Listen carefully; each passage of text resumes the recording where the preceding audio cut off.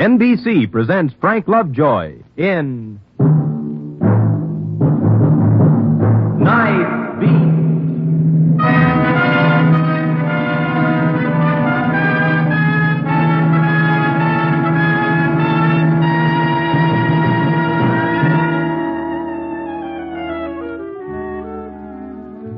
Hi, this is Randy Stone. I cover the night beat for the Chicago Star. Behind the business suit respectability of the big city lies another world, a world of other standards and other laws. It's the rich world of chance, rich for all but the suckers on the outside. Your choices are many. Backroom roulette, nickel and dime policy slips sold on many a corner, and upstairs poker clubs for the tuxedo trade. For all its profit, feeding the public urge to get rich on a spin is a tough business. The men who run it live steady and die hard. The most recent boss of Operation Wager, Sligo, Joe Sligo, wanted in New York for extortion, in Illinois for murder. But all the Chicago authorities knew about him was his business philosophy: pay up or die. I was just straightening up everything preparatory to a night on the town when I remembered I'd left a story lead on my editor's desk. I walked upstairs and along the corridor toward his office when I heard steps behind me. I turned around. It was Charlie Robbins, who worked in accounting. And when he got to me, he grabbed my arm. Randy, boy, I'm glad I caught you. What's up? I got to talk to you. It's important. Must be. Let's go downstairs to the coffee shop, huh? Well, as soon as I pick up some copy. No, there isn't time, Randy. Come on.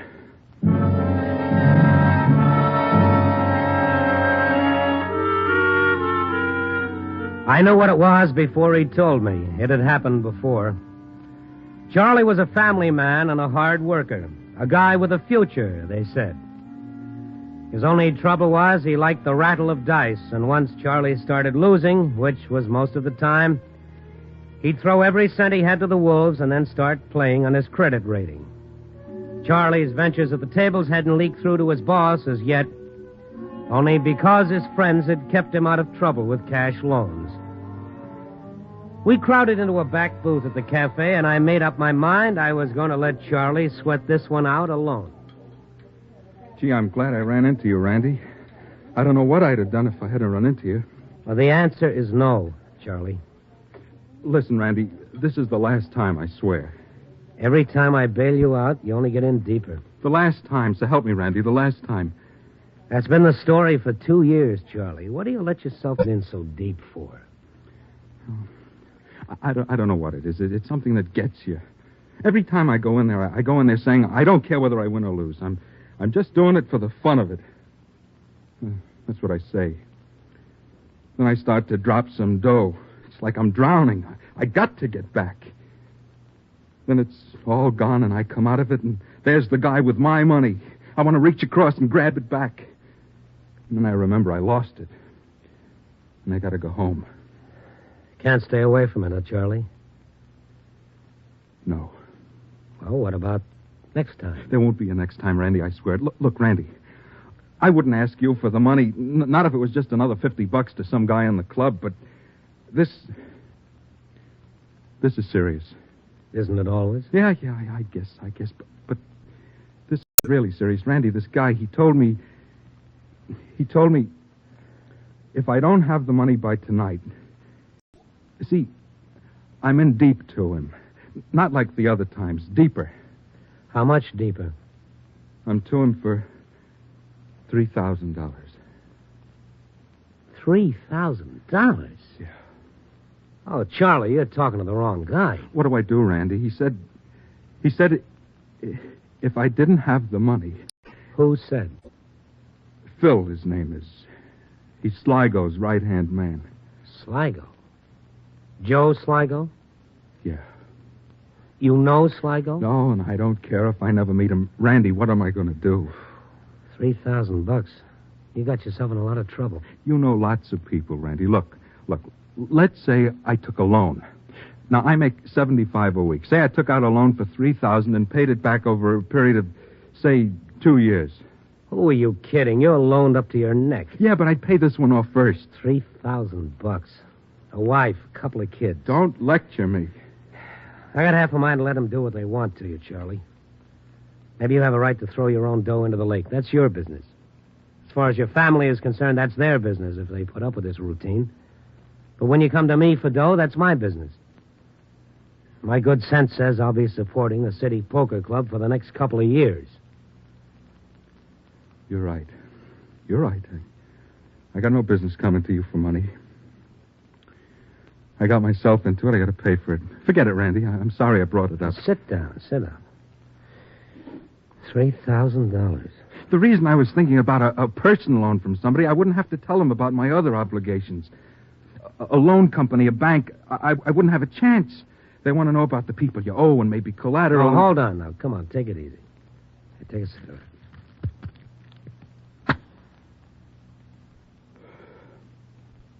Thanks. What did they do, Randy? I don't know. They'll kill me, won't they? You never can tell. I've been in debt to them for 6 months. I can't figure how they let you play that long. I told Phil I was getting some money from San Francisco. This Phil, he knows me. I always managed to pay up before, so he gave me credit. But 6 months. Yeah, he's a little crazy, too. Oh, well, I told him a good story. I'll bet. If he goes to Sligo tonight and tells him about it... All the guys to get mixed up with, Sligo. Hey, wait a minute. What is it, Randy? Charlie, look, you say he wants the money tonight. Tonight. Got to be tonight. You're not going to get $3,000 cash from anybody I know. It's 11:30 now. What time do you have to have the money? He said be at the club at 4 a.m., the latest. That's when they close up. The police are looking for Sligo. You know that. Yeah, I know that. They've been looking for him for months. They're not even sure he's in Chicago. Look, I'm not getting involved in any... You're already involved up to here. Now, the police want Sligo. Without Sligo, you don't owe $3,000. No. Count me out. Okay, forget it. I'm sorry. There's nothing I can do. They'd kill me if they found out I was the one who turned him in. You know where Sligo is, Charlie? I didn't say that. I just said that... How could you turn him in if you didn't know where he was? You know where Sligo is, don't you? No, I don't know where he is. You're never going to get a hold of $3,000 tonight. I got to. Never. Not a chance in a million. Get that through your head, Charlie. You'll never get a hold of that money tonight. All right. You know the ropes. You know the operation. Sligo can't afford to have debtors wandering around. A debtor broadcasts a debt. If people find out Sligo's getting lenient, you know what happens. Credit goes to pieces. Collection is rough stuff, Charlie. It's only one way Sligo can make good a bad debt. And that's with a gun. You're trying to scare me. That's exactly what I'm trying to do.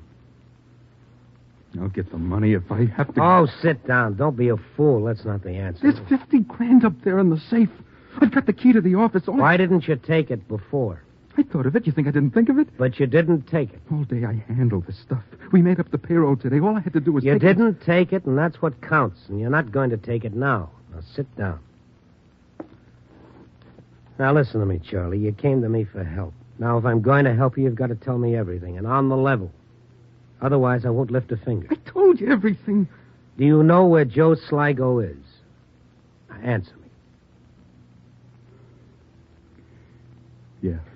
Okay, that's all I want to know. But I'm not... This $3,000. Now, is it possible to make arrangements to give it to him personally and instead of handling it through this, Phil, no, not possible. Why not? Because it's not, that's all.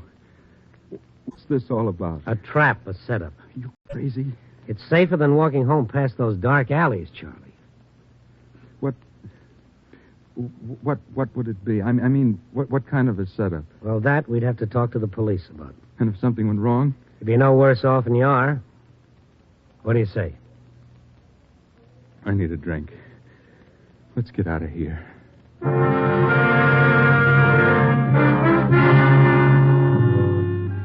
Across the street was a little bar.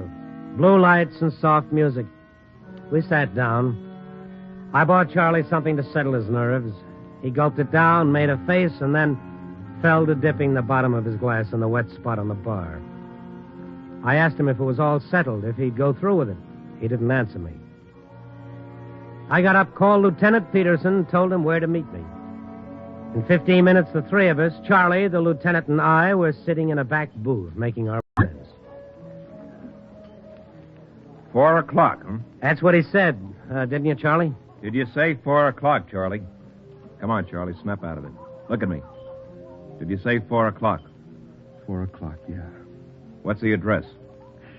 He's got friends. They'll get me. If he doesn't get me, his friends will. If everything goes right, you'll be okay. If it misses, you're in trouble. Just make sure it doesn't miss. That's the way to play it safe. Either you get Sligo or Sligo gets you, Charlie. It's as simple as that. I'm not going through with it. Well, you said... I never said I would. What's the address, Charlie? I'm not getting myself killed. He'll do it, Lieutenant. He'll do it. Charlie, now what's the address? We haven't got much time. It's 1:30. I've got $3,000, marked bills. It's right here in my pocket. It's the only way you'll ever beat him. Now, come on. What's the address? Blanchard Hotel, 307. We'll do it this way. You go upstairs, give him the money. Not before 4 o'clock. Do you understand that? Yeah, I understand. Not before 4 o'clock. That's right. At 4:05, get out of here. And if I can't? What if I can't get out of there? It won't matter. We'll have the place covered from a place across the street, from the door, from the room adjacent. They'll hold me hostage. The best way to ensure your safety is to do what you're told. I can't do it. I can't do it, Lieutenant. Why can't you? They'll hold me. Charlie, look. What's going to happen if you don't have the money? Oh, don't tell me again. I know it. It's very easy if you remember what to do. You hand them the cash. Why do I have to be in there? It's the Blanchard Hotel, 307, 4 o'clock. Why do I have to be in there? You tell me. Well, maybe you don't. Do you, Charlie? I'm supposed to pick up the key at the desk and wait for them upstairs. If I don't pick up the key, if I'm not in the room, they don't come in. Well, maybe just pick up the key and then... They'll be watching from down the hall, they said. Here's the money, Charlie. I'm depending on you. Stay with him, Stone. I've got to get busy. It's going to be all right, Charlie. At 4:30, you'll be home in bed, and you won't owe anybody anything. I'm scared. Take care of him, Stone. See you at 4:05. Well, let's get out of here. What do you say? Yeah.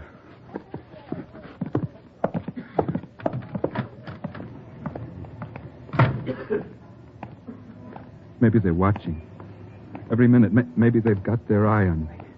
Maybe they saw me with the police. Maybe. If they did... No turning back now, Charlie. What if I told him everything? What if I get him up there and tell him the whole deal? Now, there's a great idea. Tell him I brought the cops right to his door. He'll love you for that. Why me? Why does it have to be me? Because you're the guy in trouble. Look, I got a family, a wife and 2 kids. A little late for that. I got to call her. After it's all over. Yeah. I guess you're right. Nice evening. Yeah. Nice evening and a great story. Going to be a great story, isn't it, Randy? Great story. It's a great story either way, but it's a better story with a happy ending. The people buy more papers that way. I can't get out of it, can I? Or maybe I can. I could make a break for it. Meet him, hand him the money, and beat it. $3,000, except that it's marked. Marked money leaves a trail like neon. He may not like you handing him that kind of money. What time is it? It's 1:55, about 2 more hours. Hello, Charlie. How are you? Remember me? Phil. Yeah, Phil. How you been? You're looking great. Hey, let's go down to the place. I'll buy you a drink. What do you say? Hey, that's a great idea. Come on, Charlie. Let's go get a drink. Just Charlie. Well, just Charlie. Yeah. Charlie and I have a couple of things to do tonight. Oh, yeah? Doll, huh, Charlie? There's a car across the street. Get going. Better do as he says, Charlie. You, too. Where's the party? Don't get funny, mister. People have a way of getting killed.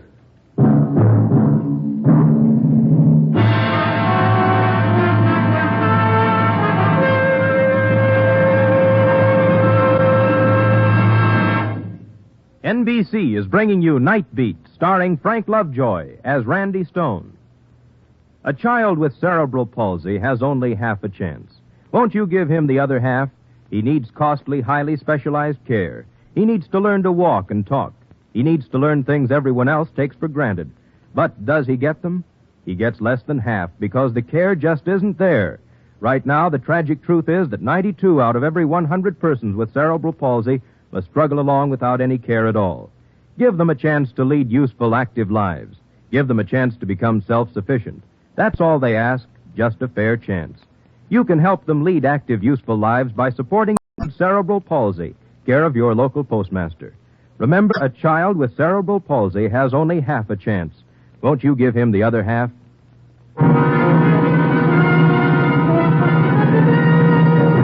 And now back to Night Beat and Randy Stone. It was 2 o'clock. 2 hours early for the setup. Maybe the lieutenant was having us watched. Maybe, but the chances were slim. The best guess was Charlie and I were on our own until 4:05. The Blanchard Hotel was a crummy dump near the railroad tracks. We went inside and went upstairs to 307. Phil unlocked the door and we went in. There was nothing to do but play for time. We sat down, and through the window I could hear a switch engine doing its chores. I looked at Charlie. He was white, his eyes big with terror. Phil sat near the door smoking. We watched until 3:45. Then the door opened and closed quickly. It was Sligo, 15 minutes early. He was a big man with an ample bubble of paunch under his gabardine and a white, broad-brimmed hat and 4 or 5 extra chins packed between his jaw and his collar. His pinpoint eyes and pat smile were all business and cash on the line. Phil, do me a favor, pull down the blinds. I don't want the nosy neighbors peeking in. Blinds, right. Close the window, it's dusty. Window, right. What'd you bring this other one for? I had to, Sligo. He and Charlie. I thought maybe Charlie tipped or something. You tip anything, Charlie? Me? Not me, Sligo. I'm just a friend. You gave me till 4 o'clock. Phil, you got the money? He's got it. He was in the back booth of a bar. I saw the 3 of them. I watched them just like you said, Sligo. He got the money from some guy. What guy? Some guy? I don't know. A personal loan from a friend. I didn't ask you. That's all I know about it, Sligo. What's your name, you? Stone, Randy Stone, Chicago Star. Newspaper reporter. That's fine, Phil. A newspaper, man. Let's bring the whole city in on this deal. What'd he say? I was scared he knew something, Sligo. I thought... Every time you think, I end up in trouble. You gave me till 4 o'clock. You have the money now. What's the difference? Collateral. What collateral? He promised the guy he borrowed the money from to give him a note on his house. I had to mortgage the homestead, eh, Charlie? That's tough. He said he'd have the note by 3:30 tonight. Well, that's too bad, Charlie. You gave me till 4 o'clock. Do me a big favor. Shut up. Phil, give me a cigar. A cigar, you bet. Here.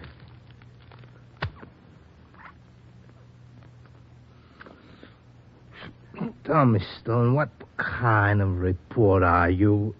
You go out and get the news, or you a fella out to change the world? A little of both.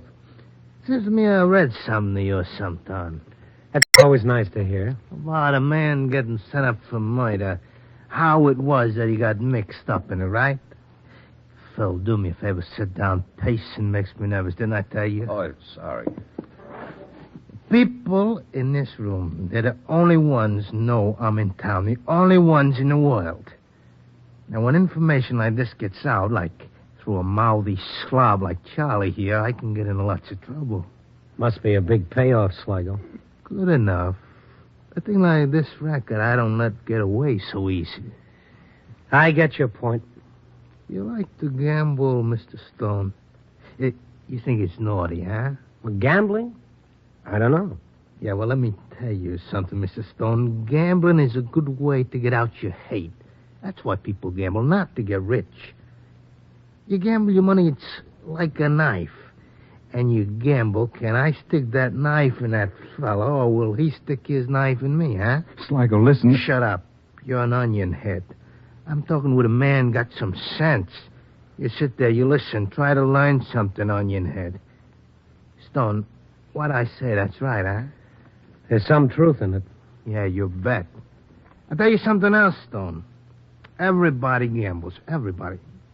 You step down off a curb, gamble. You bet your life, that's what you do.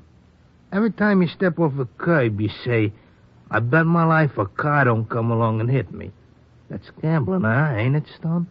That's gambling. Okay, Charlie, let's have the money. Here, Phil. Count it later. I don't think Charlie's a double-crosser. He hasn't got the nerve. Phil, put it away. Yeah, all right. Phil, not naked. Put it in an envelope. I told you to bring an envelope. I got it. What time is it, Phil? 3:40 about. Not about. What time? 3:38. Let's get out of here. Like to take a little bet of mine, Sligo? You got a bet? Sure. What kind of bet? I'll bet you Charlie and I never lived to walk out of here. You're a pretty smart fella, Stone. I like smart fellas. Sorry, gotta be that way. I can't let you blabber now, can I? That wouldn't be safe. That's right. Wouldn't be safe. Just how big a gambler are you? I've been at it a lot of years. Gambling? Big boys like you don't gamble. Not unless it's for big stakes. Big enough to enjoy. What's the biggest loot you ever took, Sligo?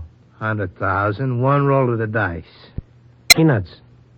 100,000, that's peanuts, huh? I'll bet you more than that. More than 100,000? I'll bet you our lives.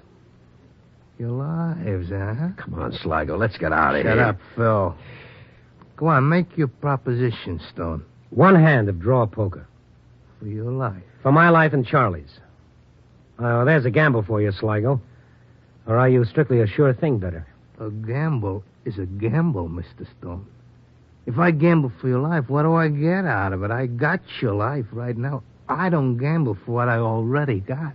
One hand of draw poker, Sligo. If you win the kill. If you lose, we get out of here. 100% safe. It's a crazy bet. I get nothing out of it. I'll leave $10,000 for you in a checking box at Grand Central Station. Now, that's my bet. That's what you win. $10,000, Sligo. Our lives are worth more than that. Only to you. Besides, what do you get 10,000? I'll get it. If you don't? You know where to find me. Come on, Sligo. Shut up, Phil. The stakes too high for you? It's a lousy bet. I'll take it. Let's not kid around, Sligo. I told you to shut up, didn't I? You gotta pardon him, Stone. He's no gambler. You and me, we got gambling in the blood, huh? Charlie, what about you? You like the deal? What do you say, Charlie? Look at him. He can't say a word. Scared, eh, Charlie? You scared? Phil, the cards. Sorry. Sorry? What do you mean, sorry? Not your cards, not my cards. A new deck. Who buys the deck? I do. Get the cops, maybe? No soap, Stone. I thought there was some... Phil can come with me. There's a counter open in the lobby. Phil, go with him. I don't like it. Don't have to like it. Go with him. I'll be waiting for you, Stone. Come on, Phil.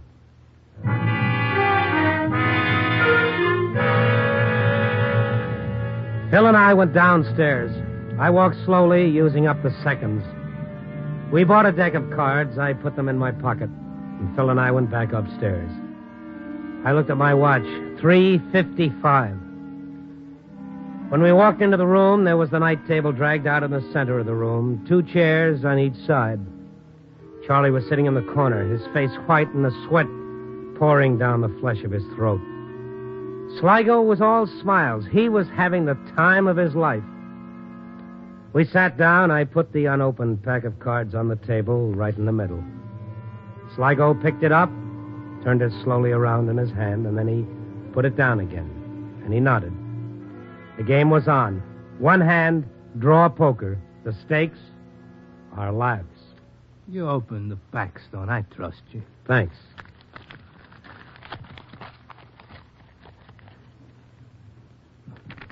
Nice and shiny, huh, Phil? I don't like it. That's because you're stupid. Cut for deal, Stone. Cut for deal. You first. After you. Okay. Queen. Pretty good. Your turn. All right. 10, your deal. No, please, no. Shut him up. Yeah. No, hold it. Let him watch. If he makes too much noise, give it to him, but good. But I like when he watches. Deal. A 5-card draw, that's what you said. 5-card draw, that's right. Fine.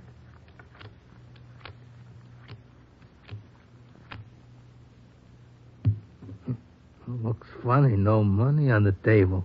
It's a nice pot. Phil, put 10,000 in the middle of the table. Looks good there. Right. How many, Stone? 3. 3? Got a pair, huh? Maybe. You got a pair. Shut up, punk. Let him alone, Phil. Let him cry. 3 cards, Sligo. 3 cards. I'll take 1. Okay, Stone. What do you got? You first, Sligo. I called you. You first. The rules of the game. Let's see him, Sligo. Queens over 10s. That's pretty good. Come on, Stone. Let's see that hand. Okay. 3, 10, ace. Ace. Put up your hands, Sligo. Cops, you dirty double-cross. Gotta get out of here. Stay where you are. Our lives against yours, Sligo. It was a fair bet. Fair bet, yeah. Let's see that card. But the last card? Sure. Ace of diamonds. 3 aces, Sligo. Beats 2 pair anytime.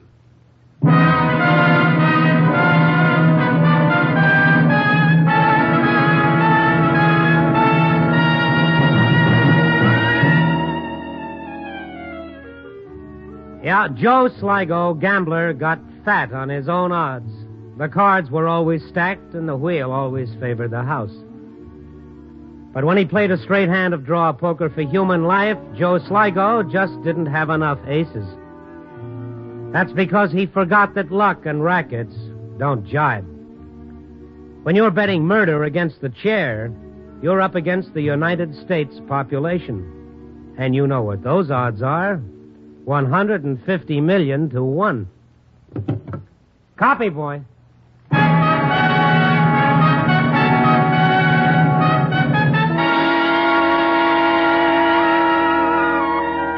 Night Beat, starring Frank Lovejoy, is produced and directed by Warren Lewis.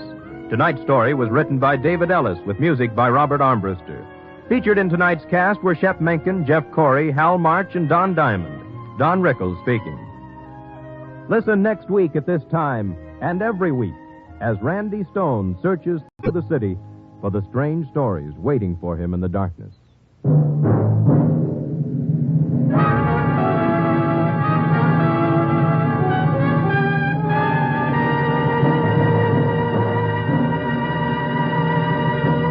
Night Beat came to you from Hollywood. 3 chimes mean good times on NBC.